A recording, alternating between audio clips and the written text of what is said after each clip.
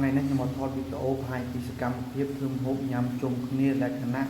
មិត្តភាពញាតិជិតខាងនៅពេលចុងសប្តាហ៍ហើយបើសិនបងប្អូនចង់ចេះធ្វើម្ហូបហ្នឹងអាចមើលវីដេអូនេះបានហើយមុខម្ហូបថ្ងៃនេះគឺឆាគ្រឿងខ្យងបឹងកញ្ឆែតហើយពីសាស្ត្រធ្វើគឺមុនដំបូងគេត្រូវបបងស្លឹកក្រូចសើចហើយនឹងមើលបំដេងឲ្យវាធំសិនឈ្ងុយក្រៀមមុនបន្តិចសិនហើយបន្ទាប់មកគេដាក់គ្រឿងទេសចូលថែមហើយនេះចុងធ្វើកំពុងតែបបងត្រង់ស្លឹកក្រូចសើចហើយនឹងមើលបំដេងហើយបន្ទាប់ពីបបងធំសិនឈ្ងុយហើយគាត់ដាក់ស្លឹកគ្រៃនិងខ្ទឹមដែលហាន់ជាចំណិតបន្តទៀតថែមឲ្យវាធំសិនឈ្ងុយថែមទៀតហើយចំពោះបងប្អូនណាដែល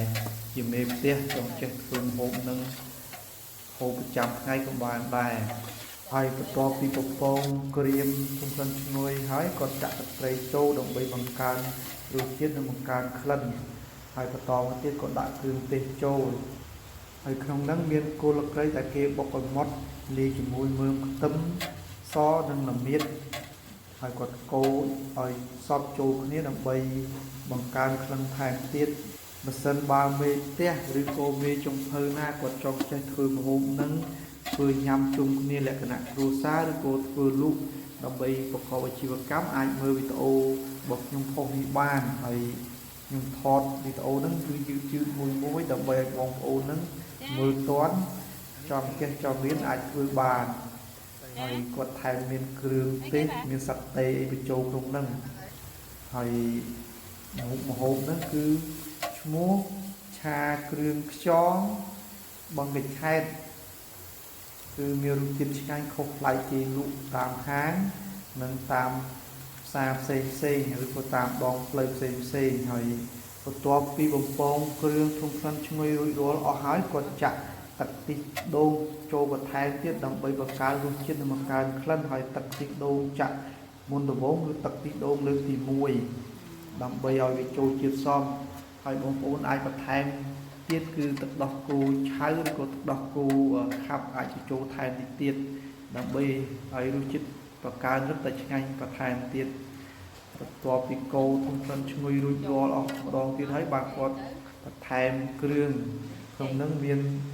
ប៊ីចេស្ករអំបិលថែមគ្រឿងបន្តទៀតហើយភ្លក់សាក់មើលថារសជាតិដែលដាក់ហ្នឹងល្មមឬក៏នៅស្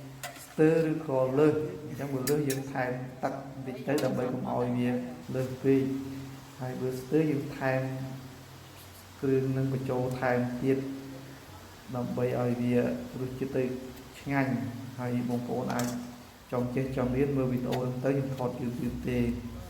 ហើយនេះជាការលាយគ្រឿងផ្សំនៃមុខម្ហូបដើម្បីបង្កើនរសជាតិឲ្យរសជាតិឆ្ងាញ់ក្លិនឈ្ងុយហើយគាត់ថែមទឹកប្រេងខ្យងចូលថែមទៀតហើយមើលទៅតំណងឆ្ងាញ់ហើយក្លិនហ្នឹងគឺឈ្ងុយប្រហើរអត់ដូចក្លិនគេធ្វើលក់តាមផ្លូវឬក៏តាមហាងទេហើយតបពីលាយគ្រឿងនៃមុខម្ហូបរួចរាល់អស់ហើយបានគាត់ចាក់ខ្យងបញ្ចូលហើយខ្យងហ្នឹងគឺគាត់ធ្វើស្អាតយើងហូបទៅអត់មានឆ្អល់ពុះពរិយទេគឺខ្យងហ្នឹងគេយកខ្យងដែលលក់នៅផ្សារហ្នឹងយកមកលាងសម្អាតវាហើយដើម្បីលាងសម្អាតខ្យងឲ្យអស់មេរោគគឺត្រូវយកសាច់ខ្យងហ្នឹងទៅត្រាំនឹងទឹកខ្មេះឬនឹងទឹកក្រូចឆ្មាប្រហែលកន្លះម៉ោងដើម្បីសម្អាតមេរោគព្រោះធ្វើវិធីសាស្ត្រហ្នឹងពេលយើងហូបទៅវាអត់រីកឬក៏ឆ្អល់ពុះទេហើយសាច់ខ្យងគឺវាមិនផុយពេកមិនស្វិតពេកគឺល្មមយើងហូបបានហើយវីដេអូហ្នឹងមានតែប៉ុណ្្នឹងហើយបើសិនបងប្អូនណាមានចំណាប់អារម្មណ៍សូមជួយ Subscribe ឬក៏ Follow ម្នាក់មួយផងចឹងអរគុណច្រើនជួបគ្នាវីដេអូឃ្លីបលើក្រោយទៀតបាយបាយ